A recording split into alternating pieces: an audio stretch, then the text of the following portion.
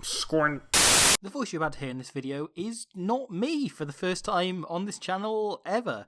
My brother, Will Owen, a rugby journalist as well, has been working with me on the channel for about the last year now, and so I, for the first time, gave him the chance to kind of lead on the video. So what you're about to see is Will's first shot at a full video, so I've kind of overseen things a bit, but by and large, this is his work. I hope you enjoy it, and please let us know if you enjoy this and if you want to hear more different voices on the channel.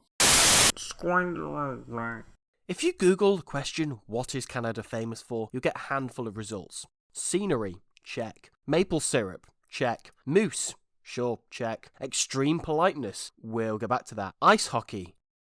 Ice hockey? Come on, we should really change that to women's rugby at this point. Whenever someone mentions Canadian rugby, one of two things will come to mind. One is the once great empire burned down by Kingsley Jones being Canada's men's team, and the other is this, the Canadian women's team who have just breezed through the group stage of the Rugby World Cup, decked their North American neighbours in the quarterfinal and solidified their position as one of the leading teams in world rugby. Before the tournament, all the talk when it came to who will challenge England for the title surrounded two teams, France and the Black Ferns. But it'd be foolish to think of the Red Roses' semi-final opponents as anything other than genuine contenders. Canada are also on an unbeaten run. Sure, no biggie, aren't we all? But not only that, they've barely had anyone compete with them all year. After England battled the conditions against Australia and got through the France game, they haven't been this vulnerable in a long time. Other than the obvious exception of the Brumbies, Canada are the sort of team the phrase dark horse was invented for. They've quietly gone about their business and just unpicked oppositions without giving anything away. In past World Cups, men's and women's, we've seen teams play their final a week or two early and struggle to progress any further, going hell for leather on a game with no trophy on the line, leaving themselves absolutely shot for the next round. What's particularly fascinating about this particular Canada team is they've done the complete opposite. You get the impression they aren't even out of second gear yet.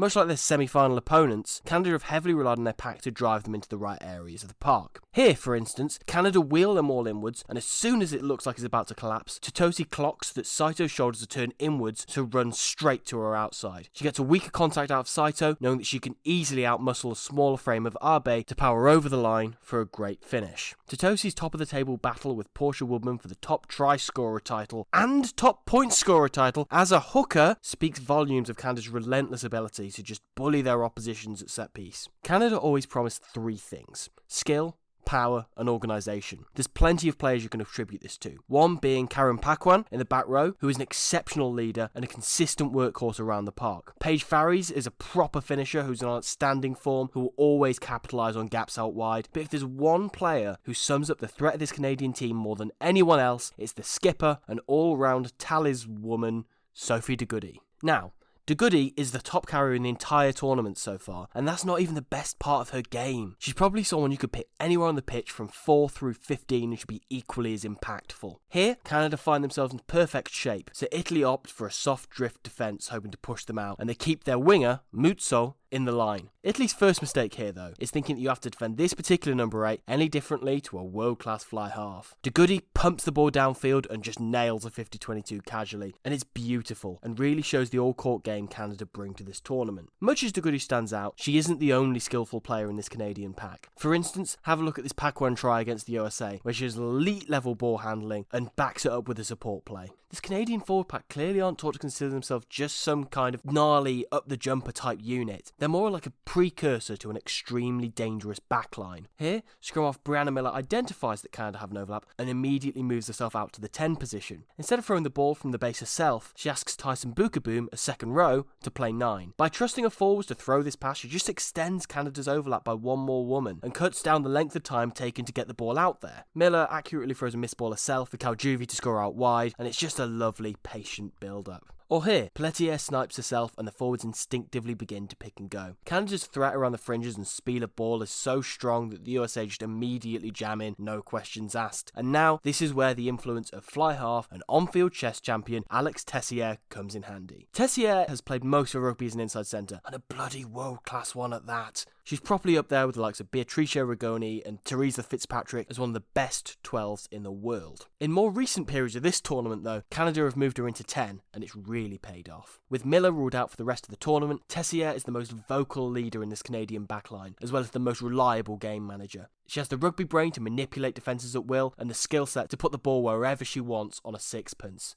Tessier tells Pelletier that the space is opening up out wide, and Canada are all immediately on the same page. De Goody digs the ball out the ruck with a carrying pod outside of her, or so the USA think. Menem pops the ball out the back for Pelletier, and Paquin can just focus on blocking the USA's folding forwards. Pelletier gets the ball straight into Tessier's hands, doesn't waste any time, and Tessier scores herself. It's a really efficient way of getting the ball out of the tangle of bodies without anybody getting in the way, whilst also using the scrum as an extra player in the overlap once again. It's fitting that Tessier finished this try exactly as she constructed it in her head, because funnily enough, she repeated this exact feat in the quarterfinal the following week. Allery starts this move with a mini break, and Canada follow up. A brilliant clear up by both Fwamba and Forteza puts the Eagles on the back foot, and De Goody makes a call to Pelletier. Pelletier picks up and immediately fixates her eyes on Zachary before lifting the ball for De Goody to power through the gap. Canada have another drive, and Tessier starts screaming for the ball. De Goody slots in at halfback, and the USA rush to guard her, knowing her carrying threat. With Tessier and acres of space, Pelletier tells her captain to throw the pass herself to allow the 10 to just drive over. It's way more efficient for Canada to just trust their forwards to throw these passes, rather than have Pelletier step in and waste any time throwing it herself. It's fantastic leadership from the 10 knowing when to pull the trigger, and it's just as good from the 9 knowing how. I spoke earlier about the threat of Emily Totosi at the back of Canada's maul, but let's address the elephant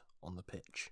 England's maul. These are probably the two best mauling packs on the planet, but only one of them can actually get to the final and hope to win the bloody thing. When these two teams met last autumn, England's first attack of the match was in fact a line-out maul. And, you know, we've all seen this enough times, haven't we? We all know how it goes. England catch, England drive, and England are halted.